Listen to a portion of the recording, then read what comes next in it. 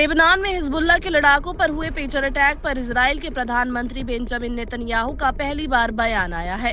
Israel ने एक बड़ा कबूलनामा करते हुए कहा है कि इसकी मंजूरी प्रधानमंत्री कार्यालय से ही दी गई थी। नेतन्याहू ने स्वीकार किया है कि उन्होंने लेबनान में पेजर हमलों को मंजूरी दी थी, जिसमें 2 महीने पहले ईरान समर्थित हिजबुल्लाह के 40 से ज्यादा लड़ाके मारे गए थे। इजराइल के प्रवक्ता ओमर दोस्तरी ने समाचार एजेंसी AFP को बताया है कि नेतन्याहू ने रविवार को पुष्टि की है कि उन्होंने लेबनान में पेजर ऑपरेशन को हरी झंडी दी थी।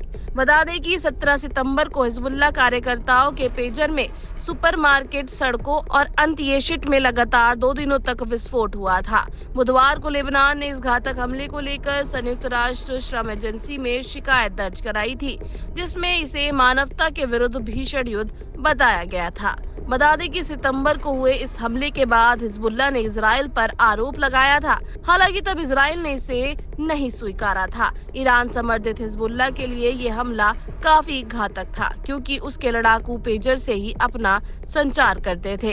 हिजबुल्लाह ने पहले ही उन विस्फोटों के लिए अपने कट्टर दुश्मन इजराइल को दोषी ठहराया था, जिसने ईरान समर्थित आतंकवादी समूह को बड़ा झटका दिया और बदला लेने की कसम खाई थी। प्रधानमंत्री के प्रवक्ता ओमर दोस्तरी ने हमलों के बारे में बताया कि नेतन्याहू ने लेबनान में पेजर ऑपरेशन को हरी झंडी दी थी।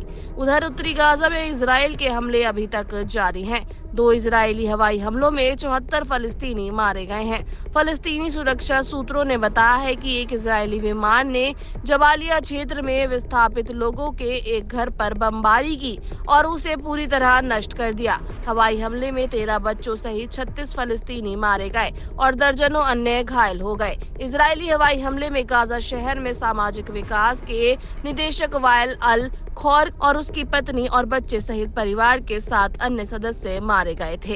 इजराइल रक्षा बलों यानी कि IDF ने कहा है कि उसके सैनिकों ने जबालिया में परिचालन गतिविधियां जारी रखी हैं और पिछले दिन उनके सैनिकों ने दर्जनों आतंकवादियों को मार गिराया और क्षेत्र में कई बुनियादी ढांचे के स्थलों के साथ साथ एक हथियार भंडारण सुविधा को भी नष्ट कर दिया। IDF ने कहा है कि उत्तरी गाजा के लाहिया में स्थित एक सैन्य अड्डे पर आतंकवादियों ने वायुसेना के साथ मिलकर दर्जनों आतंकवादियों को मार गिराया है और क्षेत्र में हथियार तथा एक सुरंग शाफ्ट का पता लगाया है।